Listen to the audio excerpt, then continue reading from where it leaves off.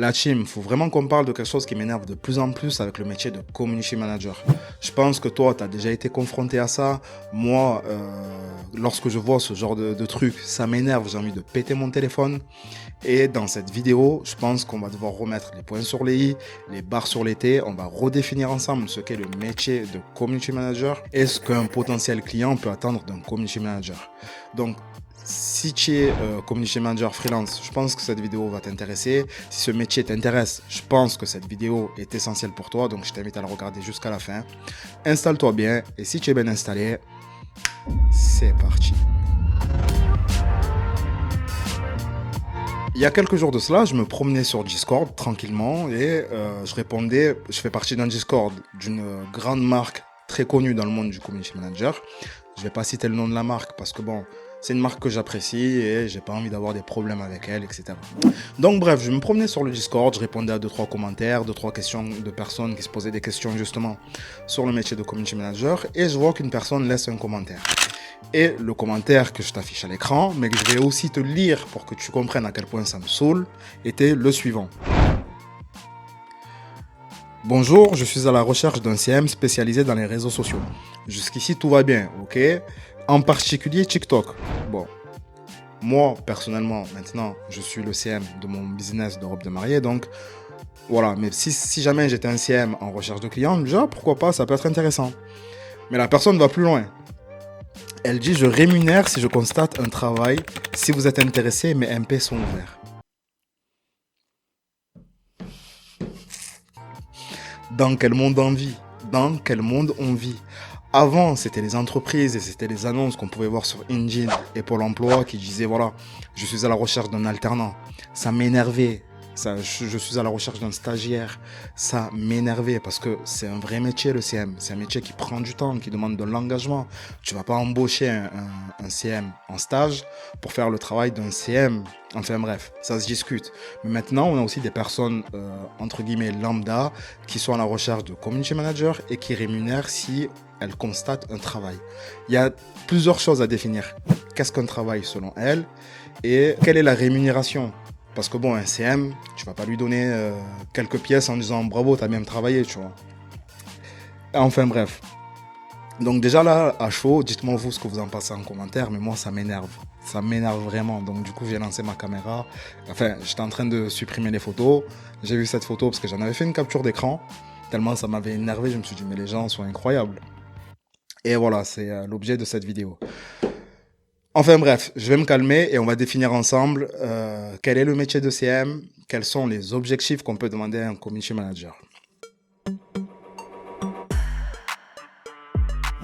Alors, le métier de community manager, il est très facile à définir. Tout simplement, le community manager est la personne qui fait la liaison avec la marque ou l'entreprise pour laquelle elle travaille et l'audience de cette entreprise, l'audience ou la communauté. C'est très simple. Voilà, le métier s'arrête là. C'est pas plus compliqué que ça. Après, bien évidemment, on peut être un peu plus spécifique, surtout lorsqu'on recherche un community manager. On peut dire, par exemple, je cherche un community manager qui a des compétences pour la photo, ou je cherche un community manager qui a des compétences pour la vidéo, pour le storytelling, pour l'écriture, etc. On peut spécifier. Mais basiquement, le métier d'un community manager, c'est une personne qui fait la liaison entre l'audience et l'entreprise. Sur les réseaux sociaux, bien évidemment. Hein. Je bois parce que j'ai trop soif. Je suis malade en plus. Et ce genre de commentaires, ça fait battre mon petit cœur. Bon, voilà pour ce qui est de définir le métier de community manager. On va aller un peu plus loin, on va essayer de définir ensemble ce qu'est une communauté. Une communauté et une audience, c'est pour moi deux choses différentes. Peut-être qu'il y a des gens qui ne seront pas d'accord avec moi et je respecte tous les avis. D'ailleurs, encore une fois, tu peux donner ton avis en commentaire. Une audience, c'est un ensemble de personnes qui va parler uniquement à la marque.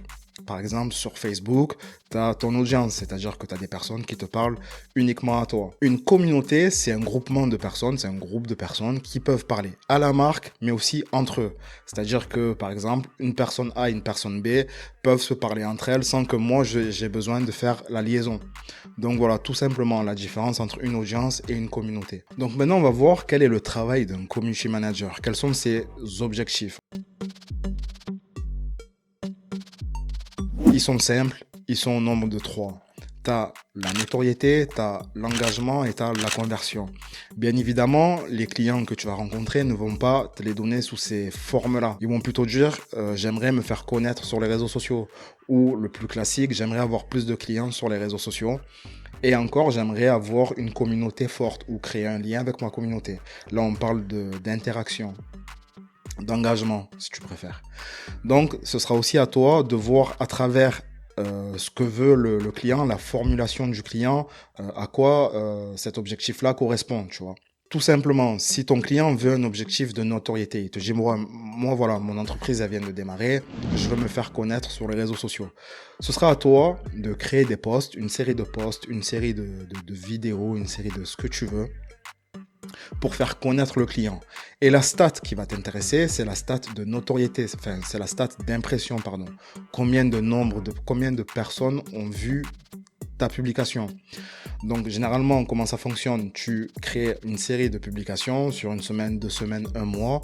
Et au bout de ce mois-là, par exemple, tu prends tes stats et tu regardes. Tu te dis, OK, ce mois-ci, j'ai touché, j'ai une connerie, moi, j'ai touché 300 000 personnes. Donc, à partir de là, tu vois sur le mois prochain si tu touches plus ou moins de personnes. Et selon si tu touches plus de personnes, tu continues dans cette direction. Si tu touches moins de personnes, tu te poses des questions. Tu te dis, OK, qu'est-ce que j'ai fait cette semaine, ce mois-ci qui n'a pas fonctionné comparé au mois dernier. Dans un autre cas, tu as un client qui peut te dire, moi, je veux plus de clients. Et lorsque ça arrive, il faut être très vigilant parce que le client, lui, dans sa tête, ce qu'il va penser, c'est que tu vas lui ramener des clients sur un plateau. Alors que pas du tout. Toi, ton but va être de ramener du trafic vers son blog ou vers son site. Et ensuite, ce sera à son site et à son blog de convertir de potentiels prospects en clients. Mais en aucun cas, toi, en tant que community manager, tu vas lui ramener des clients. Maintenant, parce qu'il y a un maintenant, il faut que tu poses 2 questions à ton client. Est-ce que vous avez une audience sur vos réseaux sociaux? Est-ce que vous avez une communauté sur vos réseaux sociaux? Si le client te dit oui, j'ai 10 000 abonnés sur Instagram et 4 000, 5 000 personnes sur Facebook, oui, ça peut être intéressant. Tu vas pouvoir lui ramener du trafic. Maintenant, s'il te dit non, j'ai 900 abonnés sur Instagram, t'arrêtes tout, tu lui dis écoutez, est-ce que vous avez un budget pub? Si le client te dit oui et que toi tu maîtrises un peu la pub, tu lui dis ok, combien de budget pub vous avez à consacrer? Et ensuite ce sera à toi de voir si c'est réalisable ou pas. Et s'il te dit non, j'ai pas de budget pub, il va falloir que tu lui dises Coco, c'est un peu compliqué ce que tu demandes. La première des choses que je vous conseille de faire, c'est de créer quand même une communauté. Et ensuite, via cette communauté, commencer à attirer du trafic vers vos blogs ou vos sites web. Mais concrètement, si ton client n'a pas de budget, n'a pas de communauté, c'est très très compliqué de remplir un objectif de conversion. Et enfin, le dernier cas, tu as le client qui te dit, moi, je veux créer un lien avec ma communauté. Donc, dans ce cas-là, il va falloir que tu utilises beaucoup de call to action, de CTA dans tes publications. Alors, un CTA, c'est beaucoup, dites-moi ce que vous en pensez en commentaire. Ou moi, ce que j'aimais bien faire, c'était le sujet clivant. Êtes-vous d'accord, pas d'accord? Je te donne un exemple.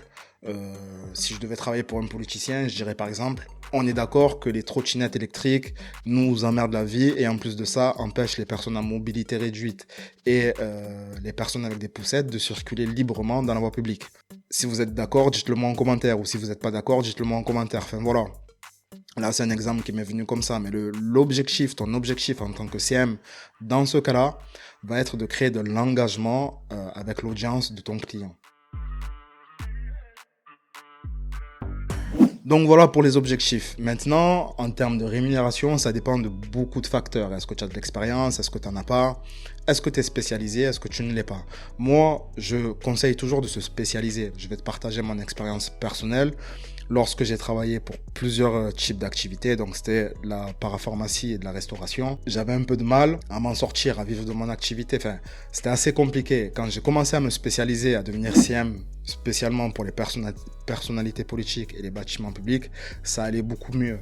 Je pouvais gonfler mon offre, je pouvais vendre mon service et j'étais meilleur dans ce que je faisais parce que je faisais que ça en fait. Enfin voilà, quoi qu'il en soit, les CM, débutants, futurs CM, ne commencez jamais un contrat tant que vous n'avez rien signé. Soyez clair dans vos objectifs, soyez clair dans le contrat et démarrez vraiment si vous avez signé quelque chose. Là, je parle par expérience les amis, c'est vraiment... Moi, j'ai connu un cas où j'avais commencé à travailler sans avoir signé quoi que ce soit. Et croyez-moi que ça a été compliqué pour récupérer mon chiffre d'affaires. Je ne vais pas aller plus loin dans cette vidéo. Avant de vous laisser, avant de passer à autre chose, allez voir en description, il y a une formation pour devenir community manager.